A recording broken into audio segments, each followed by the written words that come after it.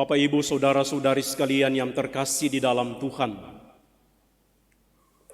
kalau kita menyebut diri sebagai pengikut Kristus, maka sekali-kali kita perlu bertanya, siapa Yesus Kristus yang kita ikuti? Kalau kita mendengarkan bacaan Injil hari ini, kita mendapatkan jawabannya. Yesus Kristus di hadapan Allah dan Yesus Kristus bagi kita. Dari bacaan Injil kita menangkap bahwa Yesus Kristus di hadapan Allah, Allah Bapa di surga, menyebut dirinya sebagai anak, menyebut dirinya sebagai yang kecil, menempatkan dirinya sebagai putra.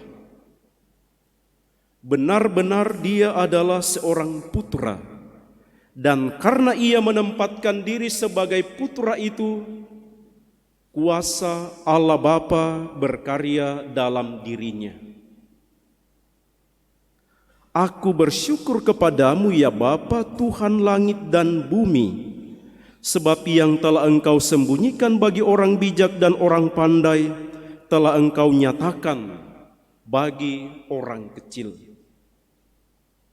Segala rencana dan kehendak Allah menjadi nyata dan terpenuhi dalam diri Yesus yang membiarkan dirinya, membuka dirinya supaya daya ilahi itu terjadi. Dan karena itu Yesus berani menyebut diri sebagai putra di hadapan Bapanya. Dan menurut Yesus, itulah yang berkenan bagi Allah. Maka kalau kita ingin mengenal siapa Yesus, dia adalah putra Allah, yang membiarkan dirinya dikuasai oleh seluruh kehendak Bapa di surga. Kehendak Bapa untuk menyelamatkan.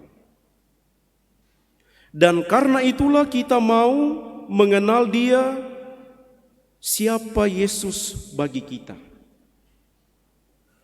Kata-kata Yesus bagian kedua dari Injil hari ini, marilah kepadaku kamu semua yang letih lesu dan berbeban berat, aku akan memberikan kelegaan kepadamu.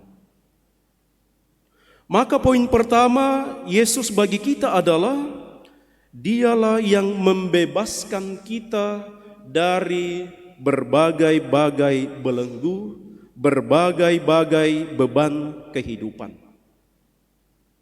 Dialah yang membebaskan kita dari beban-beban dosa. Dialah yang membawa damai sejahtera kepada kita, yang dalam bacaan pertama sudah dinubuatkan oleh Nabi Zakaria.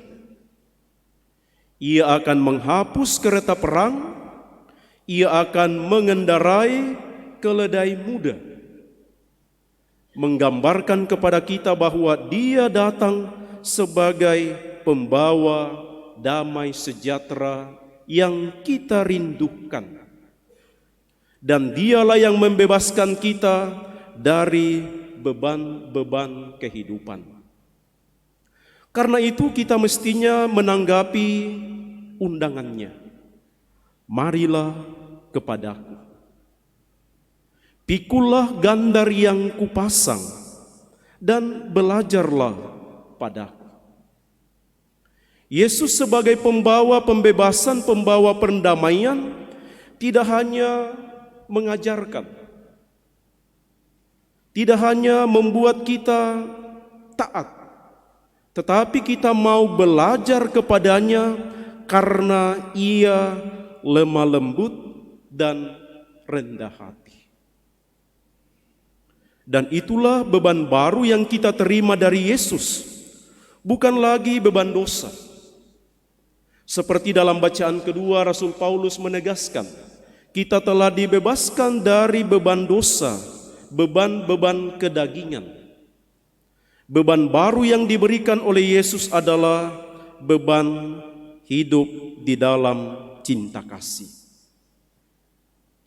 Saling mengasihi adalah beban baru untuk kita pikul bersama Yesus. Dan saling mengasihi itu tidak hanya kita diajarkan oleh Yesus, tetapi Yesus telah melakukannya. Maka selain kita mengikuti Yesus, kita juga belajar bersama dengan Yesus bagaimana cara memikul beban yang baru, yaitu hidup di dalam cinta kasih. Dan saudara-saudari sekalian yang terkasih, ada jaminan yang diberikan oleh Yesus. Siapa yang datang kepadanya, siapa yang belajar daripadanya, siapa yang memikul beban bersama dengan Dia, jaminan dari Yesus adalah jiwamu akan mendapat ketenangan. Mari kita mohon dalam perayaan Ekaristi ini, semoga kita sungguh mengenal Yesus yang kita ikuti. Dia adalah teladan kerendahan hati di hadapan Bapa, membiarkan dirinya dikuasai oleh yang ilahi, dan karena itu kita berani dan mau belajar dan mengikuti Dia di dalam kerendahan hati di hadapan Allah sebagai putra-putrinya. Semoga demikian.